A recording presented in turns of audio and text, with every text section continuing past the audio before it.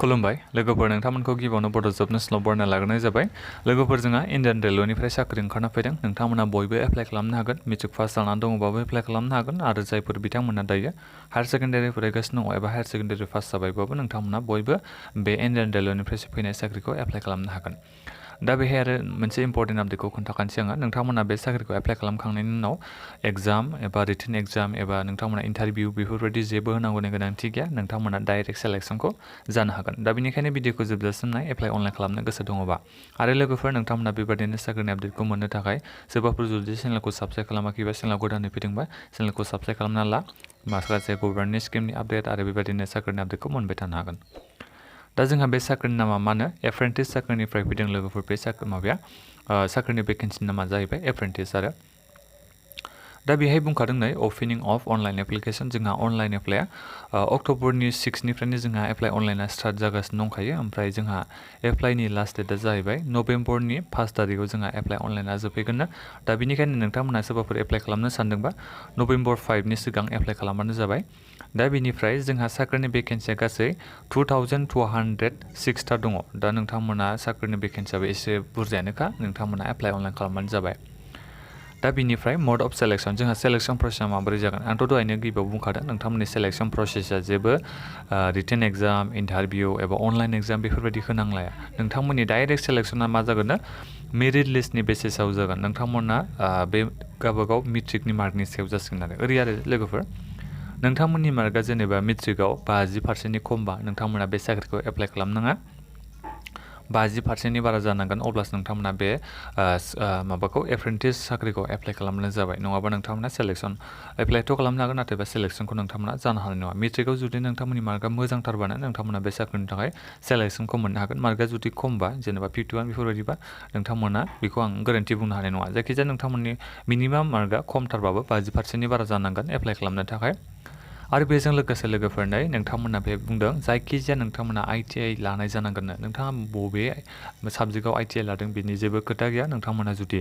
ITI pass जानानै दङबा नोंथांमोना बे साख्रिनि थाखाय एप्लाइ खालामनो हागोन बे कम्पालसरि लोगोफोर मेट्रिक पासआनो जा हायार सेकेन्डारि पासआनो जा नोंथांमोननिया ITI थानांगोन अब्लासो एप्लाइ खालामनांगोन दा बिनिफ्राय गाहायाव फैयोबा नोंथांमोना माखासे डिटेल्स नुनो मोनबावगोन ट्रेनिंआ खैदिननि बेफोरबायदिखौ नुनो मोनगोन नोंथांमोना दा बिथिं दङ लोगोफोर साख्रिया बबे डिभिजननि थाखाय फैदों बेखौ नोंथांमोना नुनो मोनगोन जेरै बिथिं दं दानापुर डिभिजन दा बिनि थाखाय साख्रिनि नामफोरा बिथिं दंजोबो गासैबो नोंथांमोना बेखौ नायबानो जाबाय आरो बेजों लोगोसेनो लोगोफोर गासिबो केटेगरि वाइज साख्रिखौ रानदों जेरै आनरिजार्भनि थाखाय 82टा दं बे फिटार साख्रिनि थाखाय STनि थाखाय 15टा दङ थिग बेबायदिनो बे गासिबो राननाय दंजोबो नोंथांमोना बेफोरखौ नायजोबदो लोगोफोर साख्रिनि भेकेन्सिया गासिबो केटेगरि वाइजआवनो रानना होदों आरो दंखाजोबो गासिबो केटेगरिनि थाखायनो दा बेहाय साख्रिनि नामा गोबांथार दङ आरो डिभिजनाबो मोननै मोनथामसो दङ नोंथांमोना बेखौ नायदो आं भिडिअनि डिसक्रिपसनाव लोगोफोर एप्लाइ अनलाइन लिंक आरो बे एडभार्टाइज लिंकखौ होनानै दोनदों माने नोंथांमोना भिडिअनि डिसक्रिपसनाव क्लिक हियार टु एप्लाइ अनलाइन बेहाय थांबानो जाबाय बे एडभार्टाइजमेन्टखौथ' डाउनलड खालामनो हागोन आरो बेजों लोगोसेनो एप्लाइ अनलाइनखौ मोननो हागोन बेहाय माने गोबांथार दङ आं बेनिखायनो नोंथांमोननो खोन्थाजोबासै भिडिअआ एसे गोलाव जागोन बेफोरखौ नोंथांमोना गासिबो खोन्थाजोबोबा साख्रिनि नामफोरखौ खोन्थाजोबोबा दा नै गोबांथार दङ साख्रिनि भेकेन्सियाबो आरो डिभिजनाबो बुरजा दङ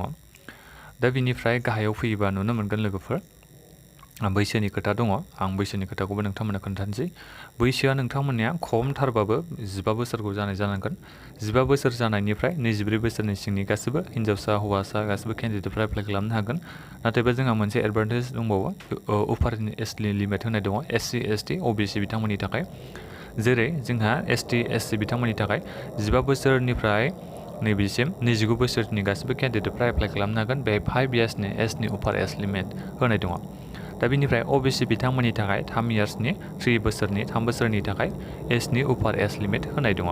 दा माखासे केटेगरिखौ नोंथांमोना नायदो जेरै रिजार्भेसन EWS बेखौ नोंथांमोना नायदो इक'नमिकेलि उइकार सेक्सन बिथांमोनना जायफोर गोलैया बेखौ नायदो एक्स सार्भिसमेन जायफोर सिगाङाव माबाफोर साख्रि मावखांबायबा बेफोरखौ नोंथांमोना नायबानो जाबाय माबा माबि डिटेल्स होनाय दं बिथिं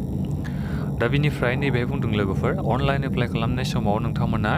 पेमेन्ट खालामनांगोन बेखौ नैबे खोन्थादों लोगोफोर नायनो हागोन नै 100 रुपिसखौ नोंथांमोना होनो नांगोन जायफोर जेनेरेल बिथांमोन गोलैयो नाथायबा जोंहा जायफोर बिथांमोना SC ST PWBD केन्डिडेट नोंथांमोननि थाखायथ' जोंहा एप्लिकेसन फिसानो गैया नोंथांमोना फ्रियैनो अनलाइन एप्लाइ खालामबानो जाबाय मबाइलजोंनो नोंथांमोना बयबो एप्लाइ खालामनानै ला नोंथांमोना बेहाय फिसनि जेबो होनांगौनि गोनांथि गैया SC ST PW BD candidate नोंथांमोननि थाखाय दा बे जाहैबाय जोंहा फिसनि बेलायाव दाना आं गाहायाव फैनानै एसे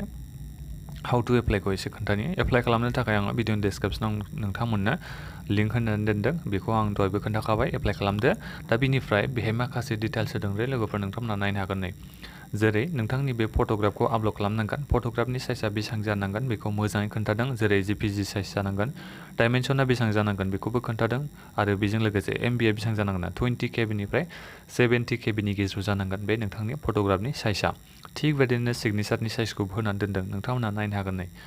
20 KBनिफ्राय 30 KBनि गेजेराव जानांगोन साइजआ बिनिफ्राय नैबे डाइमेनसना बेसेबां जानांगोन JPG साइजआव जानांगोन बेफोरखौ नोंथांमोना खोन्थादों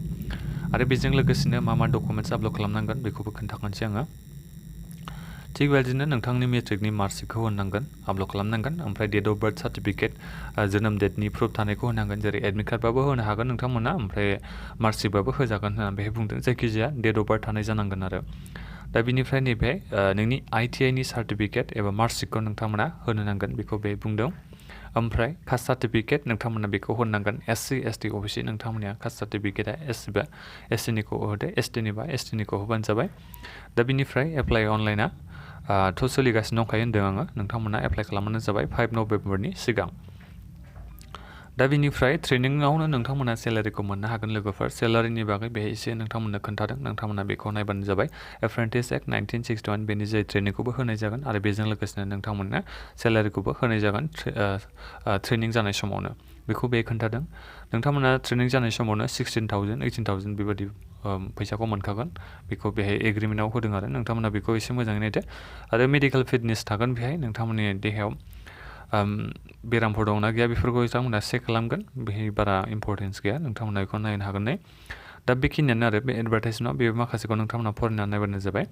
नोंथांमोना एप्लाइ खालामदो बयबो माबाफोर सोंनांगौ दङबा भिडिअनि कमेन्ट बक्सआव कमेन्ट खालामबानो जाबाय आं नोंथांमोना रिप्लाइ होनो नाजागोन आरो एप्लाइनि लिंकखौथ' आङो भिडिअनि डिसक्रिपसनाव होनानै दोनखादों आरो नोंथांमोननि सेलेक्सन प्रसेसआ बेहाय एग्जामखौथ' होनो नांखाया इन्टारभिउबो होनो नाङा डाइरेक्ट सेलेक्सन नोंथांमोननि मार्कनि सायावनो सोनारगोन दा बेखिनियानोमोन चेनेलखौ साबस्क्राइब खालामदो बेबायदिनो नोंथांमोना साख्रिनि आपडेट मोनबाय थानो थाखाय दा बेखिनियानो लोगोफोर आरो भिडिअखौ लोगोफोरनो शेयार खालामबानो जाबाय गोजोन्थों